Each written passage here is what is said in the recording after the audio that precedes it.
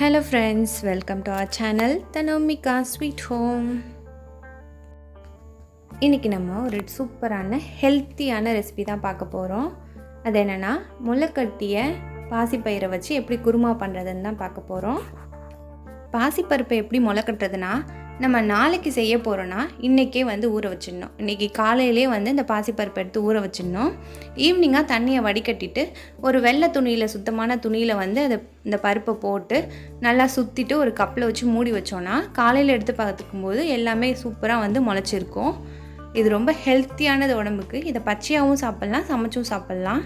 நம்ம இன்னைக்கு இந்த முளைக்கட்டிய பாசிப்பருப்பு வச்சு எப்படி குருமா பண்ணுறதுன்னு தான் பார்க்க போகிறோம். நான் வந்து இன்றைக்கி குக்கரில் தான் செய்ய போகிறேன்.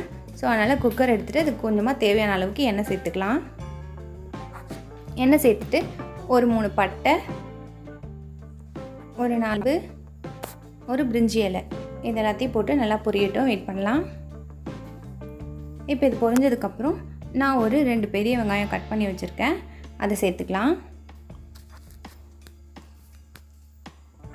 சேர்த்துட்டு நல்லா வதக்கிக்கலாம். வதக்கிட்டு இது கூடவே ஒரு 2 டேபிள் ஸ்பூன் வந்து இஞ்சி பூண்டு பேஸ்ட்டு சேர்த்துக்கலாம். சேர்த்துட்டு இது நல்லா பச்சை வாசனை போகிற அளவுக்கு நல்லா வதக்கிக்கலாம். இந்த குருமா வந்து சப்பாத்திக்கெலாம் ரொம்ப சூப்பரான காம்பினேஷன். கண்டிப்பாக ட்ரை பண்ணி பாருங்கள். இட்லி, தோசை, சப்பாத்தி எல்லாத்துக்குமே வந்து சூப்பராக இருக்கும். ரைஸ்லேயுமே போட்டு சாப்பிட்லாம், நல்லாயிருக்கும். இப்போ வெங்காயம், இஞ்சி பூண்டுலாம் ஓரளவுக்கு வதங்கிடுச்சு. இப்போ இது கூடவே ஒரு 4 கருவேப்பிலை போட்டுக்கலாம். அதையும் போட்டு நல்லா வதக்கிக்கலாம். அடுத்ததாக நான் ஒரு 2 தக்காளி கட் பண்ணி வச்சுருக்கேன், அதையும் சேர்த்துக்கலாம்.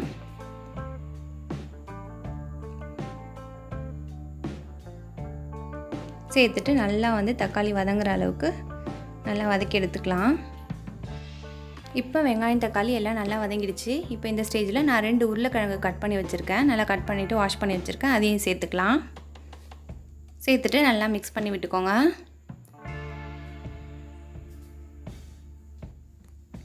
இப்போ இது கூடவே ஒரு 1/4 ஸ்பூன் அளவுக்கு மஞ்சள் பொடி சேர்த்துக்கலாம்.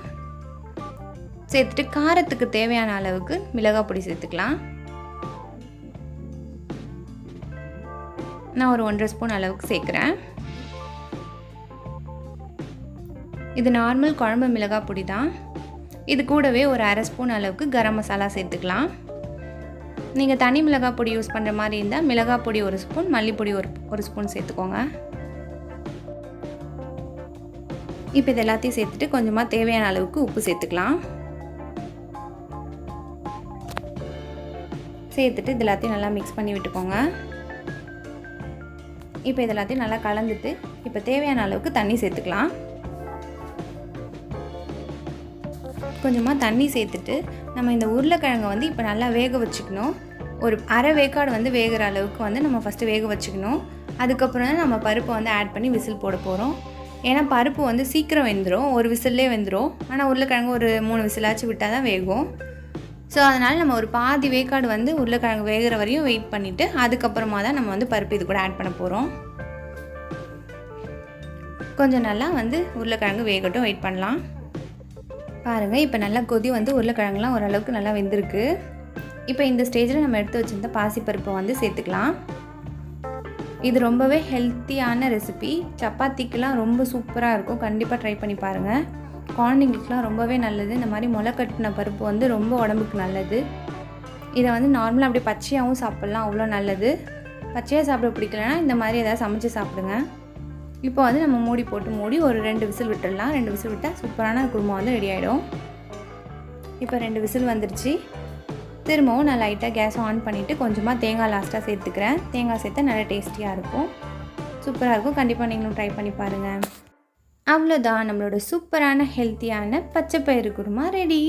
இந்த வீடியோ உங்களுக்கு பிடிச்சிருந்துச்சுன்னா லைக் பண்ணுங்கள், ஷேர் பண்ணுங்கள், கமெண்ட் பண்ணுங்கள். மறக்காமல் நம்ம சேனலுக்கு சப்ஸ்கிரைப் பண்ணுங்கள்.